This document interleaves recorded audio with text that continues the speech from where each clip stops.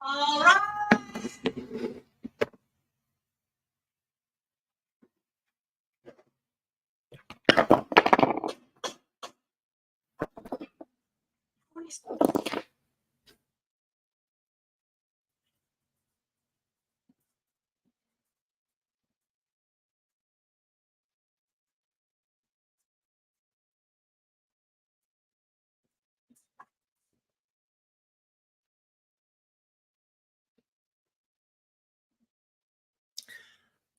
All right, ladies and gentlemen, thank you all for coming out today to the Goddess Queen Tulsa show. We are definitely here today. Let me go ahead and welcome you all. Greetings, royal queens and kings. It's your host, Queen Tulsa, and welcome back to the Queen Tulsa show.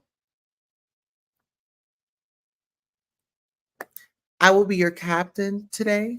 First and foremost, if you're not subscribed to the channel, I need you to press that subscribe button down below.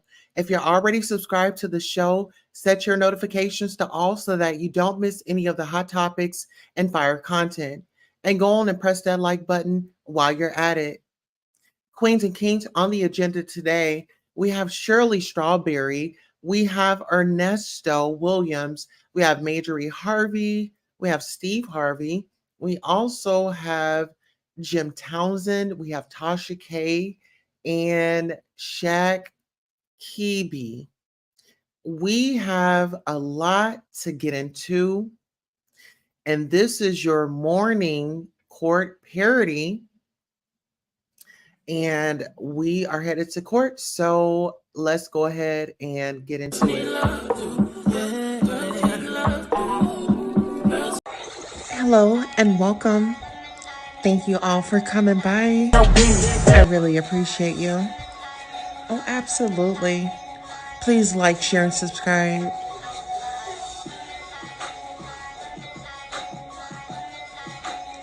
The Goddess Tulsa Show.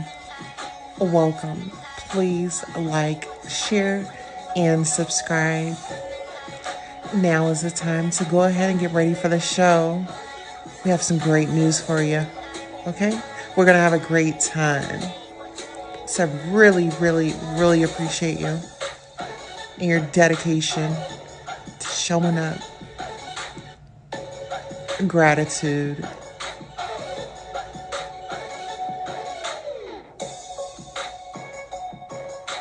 Don't be afraid to hit that Cash App. And don't forget to smash the like button. What's been trending? Well, here's the deal. We decided to just address it since it's out there. You know, it's one thing when we're dealing with gossip, rumor, and hearsay. That's one thing. You know, I've dealt with this for years. But when it's not gossip and it comes from, you know, a reliable source, then it turns into something different. And so, you know, all of this trending stuff and all this here. And so after some deliberation, we got together. Now,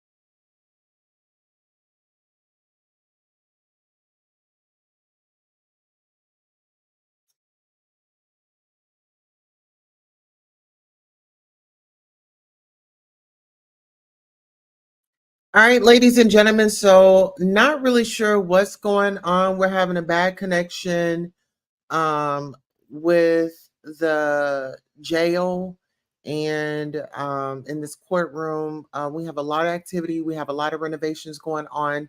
So if you guys can just be patient with us as we get through this. We are here this morning to discuss Shirley Strawberry and her husband, Ernesto. And so now she is giving a public apology. Steve Harvey pretty much gave her the strong arm. You need to apologize to me, my wife, on live broadcast. So let's go ahead and get into that, and then we'll discuss in a minute. Going to say, I told Shirley that it was up to her how she wanted to address it. You know, I did go along with this as an idea. I'm not saying I didn't do that, because we talked about it as a radio family and decided this may be the best way. You know, because it's no longer rumor. It's not gossip or anything. You know, this is something that's really touching us all right now. And so, yeah, this is a strawberry letter. And like, you know, I was, you know, being sarcastic when I did the tease last week. The strawberry letter is, I didn't know, the subject was, I didn't know I was going to be my own letter. You know, and, which is true. Now, oftentimes I joke about it because some of these letters sound like I was in it. But this one is. And so today, the way I'm going to do it, Shirley, I'm going to just let you talk. Okay. I think to me, I think it's up to you to be as honest or revealing as you choose to be. You know, we can talk about as much of it as you like. But I think it's an opportunity for you to say what you want to say and share your feelings on it, and then we'll have an exchange about it. Okay. All right, Steve, I'm going to just start by saying that my estranged husband is in jail. He's been in jail for over a year, since about right after the 4th of July of 2022. And recently, some phone calls from last year between he and I were leaked. And on those calls, you hear me saying you were winded going up the stairs at your home, and Marjorie looks at us as the help. And right here and now, I want to apologize to you and Marjorie for what I said. As much as I wish I could, I can't take it back. I can't. I said it, and you know, I want to apologize. It was definitely not me trying to add to what you and Marjorie already have going on in your lives right now. But the fact that these tapes were released, it does seem like everyone is coming for you, I should say, at this time, including me. But in reality, the tapes have nothing to do with what you and Marjorie have going on. It was just me running my mouth in a private conversation, or what I thought was a private conversation. And again, I apologize. I feel terrible. I make no excuses. You know, I said what I said, and there's no denying it. There's no taking it back. Back then, when the phone calls happened, I was trying to stand by my man, be supportive wife, you know. I've been married to this man for 8 years. I had no idea that all this was going on with him. I had no idea. And the charges that he's facing are horrific. They are really bad. And I for sure did not want your name mentioned in any kind of way associated with my mess. So I had to call you. I had to tell you it was a hard call for me to make. But I called you. And I want to clear something up, Steve. You did not introduce me to him. I met him through a friend. I should say an ex-friend now. Anyway, so back to what I was saying. I had to tell you, he was in jail. It was going to come out. I didn't want you to hear it from anyone else. I wanted you to hear it from me, because I knew once the police and everyone, you know, got involved, and they were already involved, and they found out who his wife was and who she worked with and all of that, you know, and that's you, Steve Harvey, it would become, you know, a real big story, because it's your name. And like I told you, Steve, when I called you, I didn't want to call you. I mean, I was embarrassed. I was hurt. You know, I felt so stupid, and, you know, I felt betrayed, humiliated. You know, it was just terrible. I mean, I kept saying to myself, how is this my life? You know, police and jail and all of this.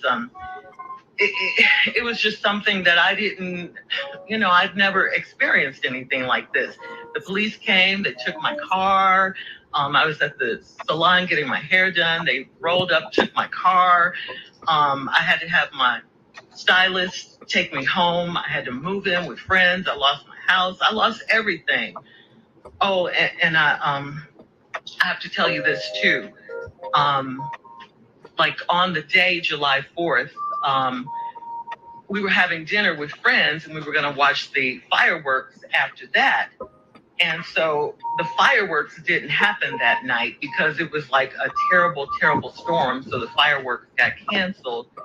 And when I look back, I see now that that was kind of a metaphor for what was about to happen in my life. The thunderstorms were coming. They were coming. The next day was the last time I saw him. He was arrested the very, very next day. I didn't even know he was arrested. I couldn't get in touch with him later that day. The letter this morning, as you can see, is a very, very real letter. I'm not going to interrupt it at this point. Shirley was going over some of the key points about how she discovered the actions of her husband, the date that she discovered it. She's apologized for the things that were said about myself and Marjorie in the letter. I'm not responding right now. I'm allowing her to tell her story. I think it's important that a person tells their side of it because, like I said earlier, this is no longer hearsay. This is not gossip or rumor. This is real life. So, Shirley, you can continue. All right. So I was telling you how I found out that he was in jail. I got a call from the jail, and, I didn't answer it because I'm like, who would be calling me from jail? I looked at my phone like, jail? Where's this call? It just didn't compute. So I just ignored it. But he got word to me through one of his friends. They texted me that he was at Fulton County Jail. So the next time he called, I picked up, and that was him that had called earlier from jail. And he told me what happened. I thought he would be getting out in a couple of days because that's what he told me. But of course, here we are a year later. Those days turned into weeks. The weeks turned into months. And like I said, this is just on and on. Every day it's just something. And my life has just been a nightmare ever since. And it's still going on, Steve. I mean, I had no idea that those tapes would be released to the world. I knew that they were being recorded, but I didn't know that they were going to go out to the world. I mean, I was just trying to make conversation with him, trying to, just get him to think about something other than where he was. I was telling him about my day, this particular day, and that was the day we were talking about, on the phone when I said those things about you and the things that you heard and the world heard. And cut to today, I haven't spoken to him in quite some time. Divorce proceedings are underway. And Steve, at this point, all I could say is what I have is my faith. If it wasn't for God, I probably would have, lost my mind or something in this instance. People don't see what happens when these mics go off. Who wants their personal stuff, their private conversations to go out to public? No one wants that. I mean, what could I say to you after this, happened? I was devastated. I mean, absolutely devastated. I mean, I thought of everything, I could lose my job. How could I face you? Everything, what I'm going through is what I'm going through, and I've been going through it for over a year. I just haven't spoken about it. Then on top of all that, these tapes come out and, I'm talking about you and Marjorie, and you guys are going through your own private hell right now. You didn't need me to contribute to anything, and I thought back, because I knew I had to say something, speak on. You created this term years ago in Los Angeles called reality radio, and I'm going to tell you right now, this is about as real as it gets. Sure. And the reason I'm here before you now, I wanted to say it live on the radio, is because your name is in it. You know, we've been friends for a long time, Steve, and these jail calls were made public, and I wanted to give you and Marjorie a public apology and to ask for your forgiveness publicly. I just wanted to have a real moment with you. And, you know, I have to tell you, I've been coming to work every day because, you know, it's my only safe haven right now. It gave me a place where I could still be myself and forget my troubles for a little while, you know, and just, you know, do my job. You know, I want to thank you guys. I want to thank you, of course, Steve, Tommy, Junior, and of course my girl Carla, you know, for the space and the grace that you guys have shown me. You know, this is a very difficult time in my life, if you can imagine. You know, I love you guys. We're family, and I thank you. And I just want to thank everyone. I'm just trying to live. I'm sorry for what you and your wife are going through right now in your life. And I hate your names were dragged into my drama because you certainly don't deserve it. Well, Shirley, let me say this. First of all, what's happening to me and Marjorie, I'm going to address that. But let me say this, though. The devil is busy. The devil is busy. And the devil don't come for those he got. He sends those that he has.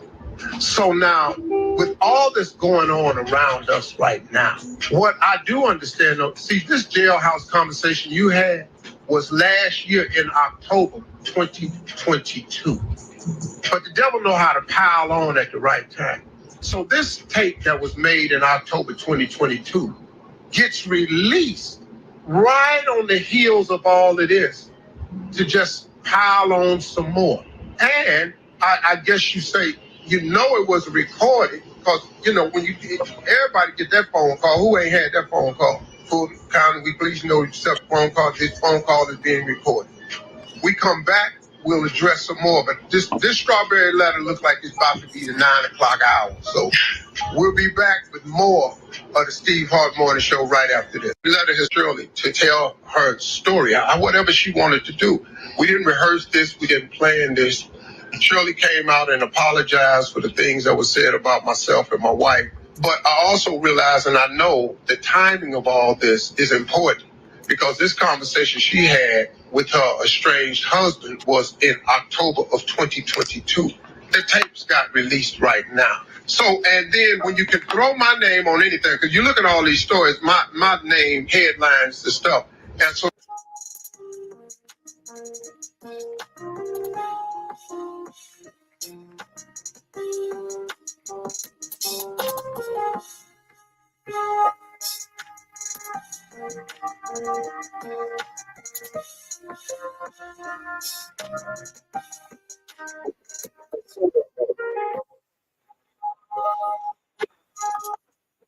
Oh, that's what it is? Yeah, I thought I told you that. No, you didn't tell me that. I thought I did. I'm sorry. I meant to. No, I didn't know nothing about all that. Them folks, that ain't what them folks said. Nothing about no strainer. Them folks said that something different, way different. Oh. Yeah, way different. So yeah, it's a restraining order. Yeah, that ain't what that warrant say though. That's not what that warrant said. It ain't said nothing about no strain order. Period. Mm-hmm. So somebody lying. I'm saying that right now on that warrant. It don't say none of that. That's not what they read out to me. Well, that's what I think I got that from the lawyer from D.C. Oh, I don't know when he told you that. When he told you that today? No, I haven't talked to him. He told me that. Remember the first time? Remember when I told you about Shirley? No, that ain't about that. No, that ain't. That's. I'm not gonna go in detail. I just got. Okay. I can't talk on the phone no more. Yeah, okay. I find a lot of the days that I can't talk on the phone about this case shit, none of that. I'm done with that shit. I can't even really talk, to be honest with you. But anyway, So I can't live in Fulton County, so I'll be probably going to call, but I got to give him an address when I leave here, so that's not a problem. And that, and I got to have a leg on it. So. Okay. So how long do you know? Oh, I don't know. Whenever it's over with. Yeah, I got to sit here and process all this right now. That was so fast and a lot. I just took all that in so fast. Well, Huh? hold on a minute. Let's thank God that you got a bond. Thank you, Lord. Yes. Thank you, Lord. I so thank you. And it's coming out. It's coming off soon. You're coming out soon. And I'm coming out soon. But when will you know about the bond? I got 2 cases was indicted, so I gotta. That means that they say they.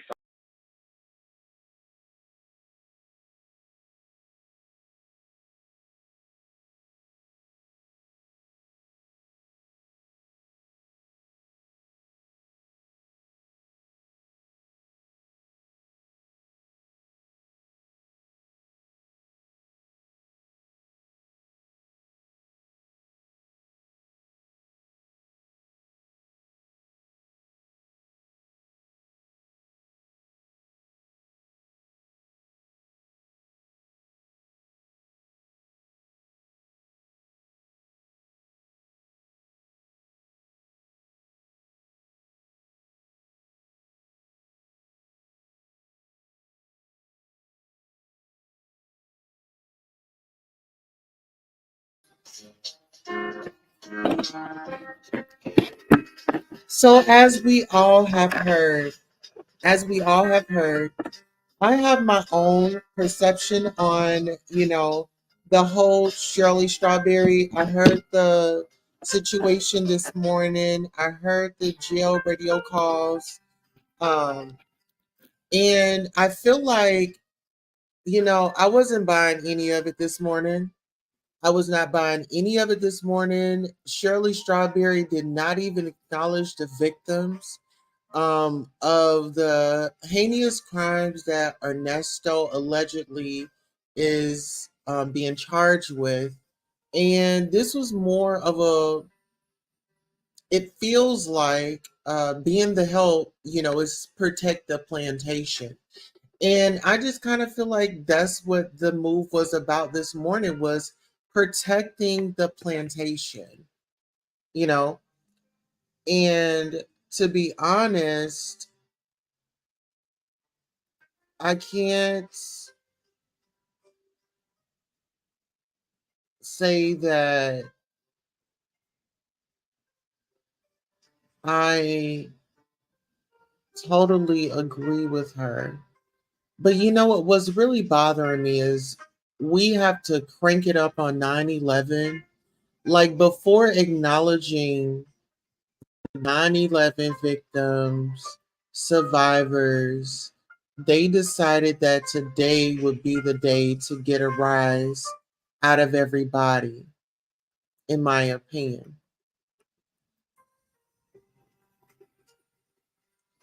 It's disgusting to me, if you ask me. I felt like this conversation could have waited until maybe tomorrow. It was not that important. But I think that we were all tuned in because we were looking for a public apology for the victims, and not only for the victims, but the survivors um, of Ernesto Williams. There was phone calls that Steve Harvey says, well, all those had come out in October.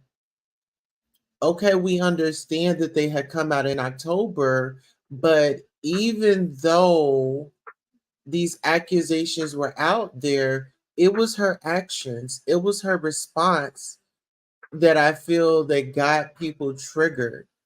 Is, oh, I'm going to stand by my man. Oh, this is my man, and I just want to see the best in him. And it's given, you know,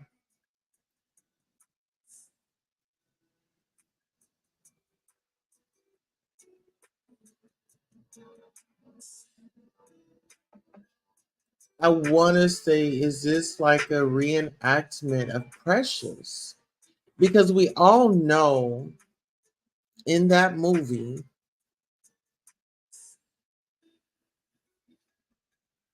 her mother protected that father.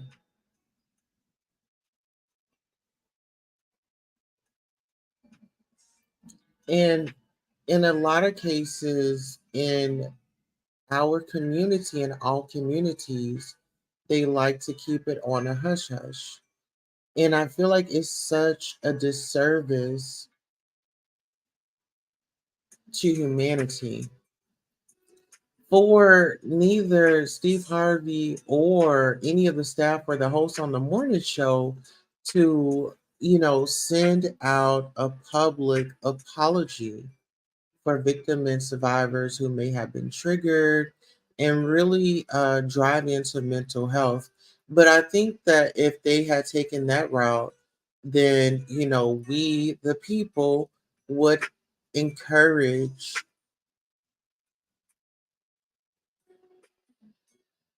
Shirley Strawberry to go do the work necessary.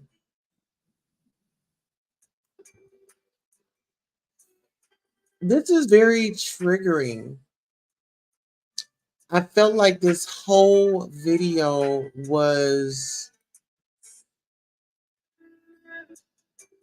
to like gaslight us.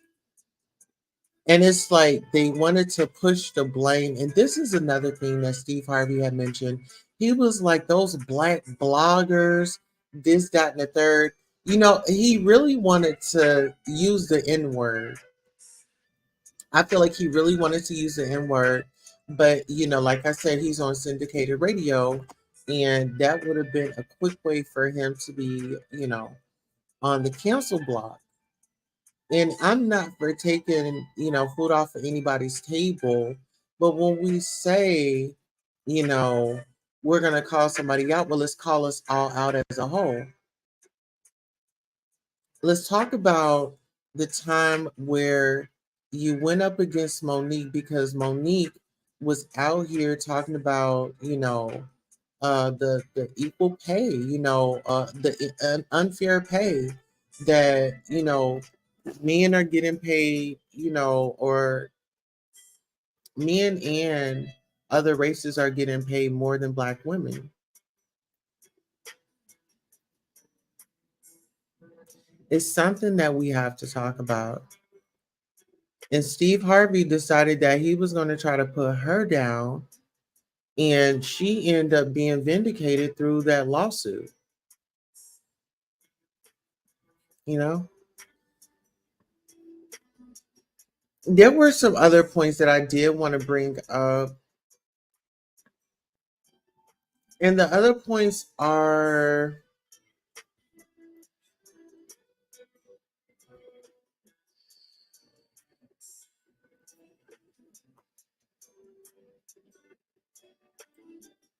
let's see. Like I said, I had mentioned, Steve Harvey going in on Black people and the blogs, the Black bloggers that are the nastiest. And, he says, after today, there will be no more. Steve is so sick of the strawberry letter. He says, I'm so sick of this. I just wish that it would be over, whatever the case may be. He says the lies and the rumors. He's been with his wife for 17 years. But this is another thing that I want to point out. Steve Harvey did not mention the white media or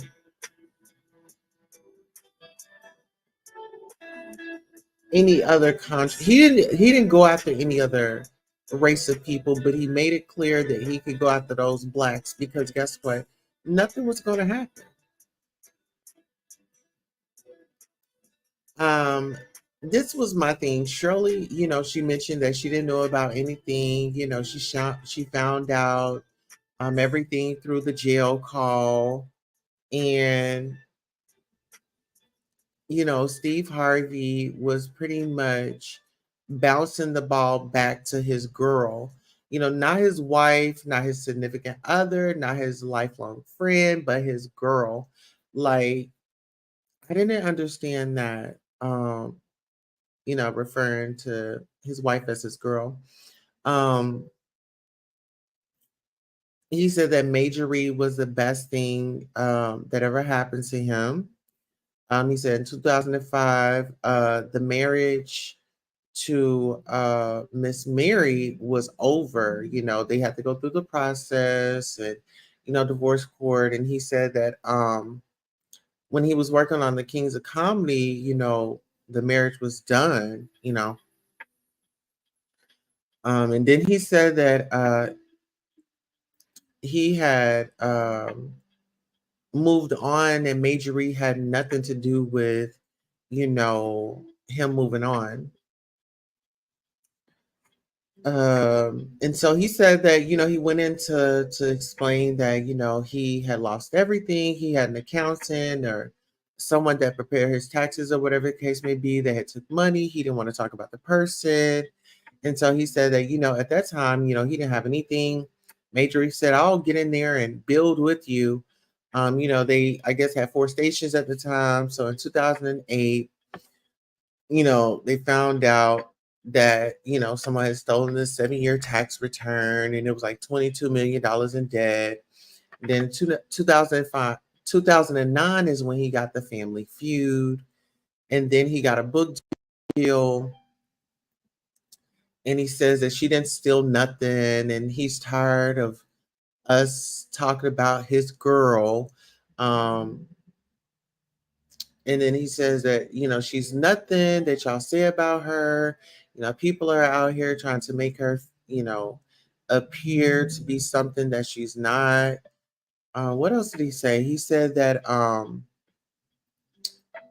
he wants to get tough, you know, and he was like, if he sees one of y'all, whatever, and that's when they had went on it. That's when Shirley was like, okay, we're gonna go on a quick commercial break.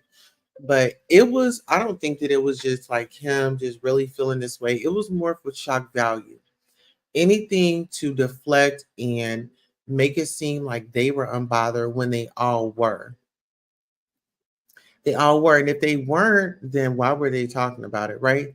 Why didn't he just let her go through the course, go through the mainstream process of going through the course, the attorney, the divorce, you know? But I wonder what Ernesto's reaction is knowing that his wife that he sat on the phone with and just pretty much it was kind of like a friendship, you know. When he got on the phone with her, it was so bland and, you know, whatever, I love you. But when he got on the phone with his girlfriend, he was all perked up. He was happy. He wanted to see pictures. Not one time in any of the jail calls did I hear him ask Shirley to send him photos. I don't know. You know, so like I said, we have Shirley filing for divorce and her apology to Master. I meant Majorie and Steve. You know, she discredits victims, in my opinion, doesn't acknowledge them at all. And like I said, Steve Harvey goes at bloggers. He so wanted to say the N word. However, there were plenty of commercial breaks. His complaints about just being at the morning show and giving 30%. I want to talk about that.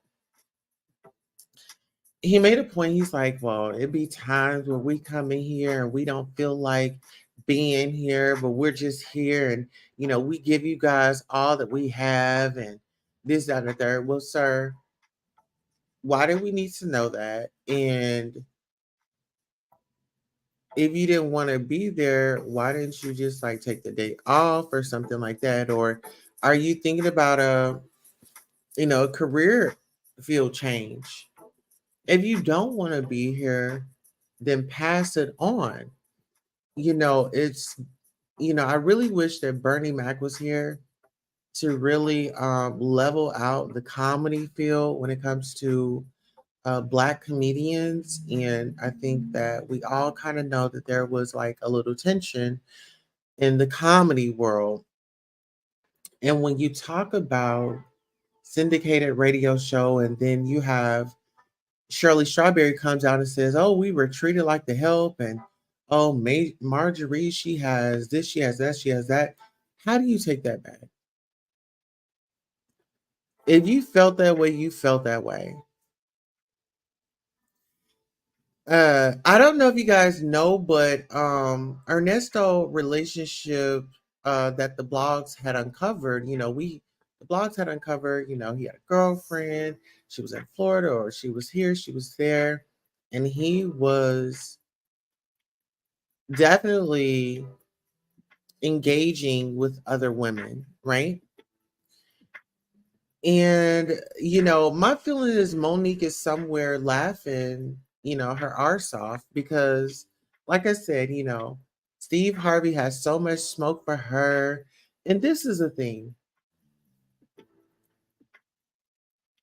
His book, Act Like a Lady, Think Like a Man.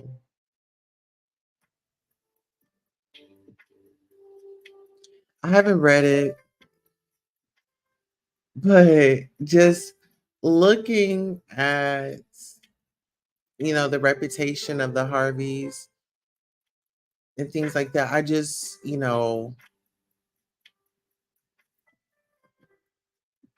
it's a lot of dysfunction from observation.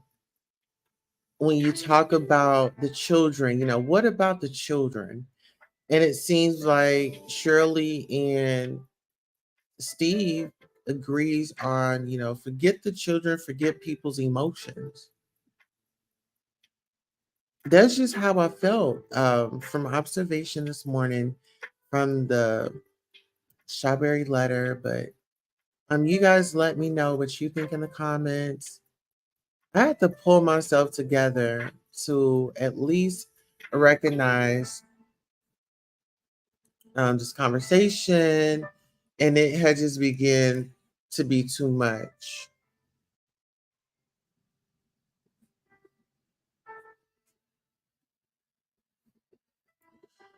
One thing that I did want to do was go ahead and acknowledge. Want to go ahead and acknowledge a very traumatic event that happened on this day years ago.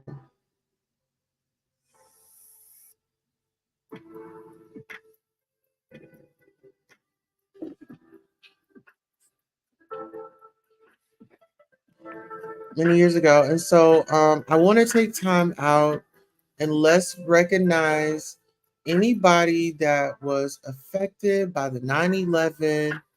If you have family, friends, anybody that stayed in that area, let's go ahead and have a moment of silence.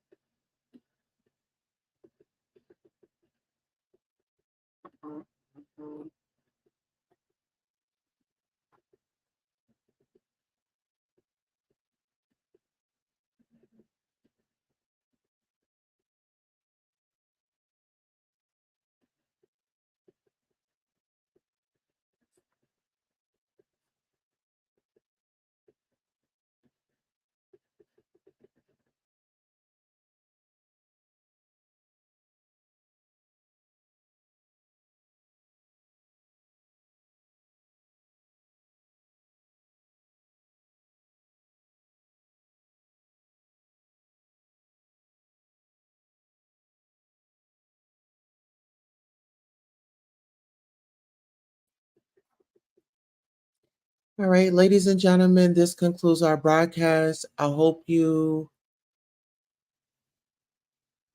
were in tune with what was going on that interview. I know you all have thoughts and feelings as well. Make sure you drop down in the comments and definitely let us know what your thoughts are. And also, let's pray for the victims and survivors of tragedy in general. Let's just pray for them and pray for healing. On that note, I'm your host, Queen Tulsa. And until next time, so long. Anything he want with you, ain't nothing you can do about it. Money game. This ain't the black man's game. This ain't the white man's game. This is the money game. Scratching and scrambling most of my days to get where I got. Not sacrifice yourself. The best thing you can do for poor people is not be one of them. Now, I eats in the big house kitchen. I got pine boards on the floor of my cabin. I crumble. My children crumble. My grandchildren crumble. And it don't take much coughing for the master to make me have a cup of corn whiskey for my medicine. I cannot, for the sake of my integrity, stand up here and let everybody that's counting on me crumble so I can make a statement. Now that is fine living for a nigga, and I'll be damned if any African Guinea man is gonna make me lose all I've been working for. Now you take my There are ways to win the war in a different way. better learn. You best learn or you're gonna get the bloody back for sure.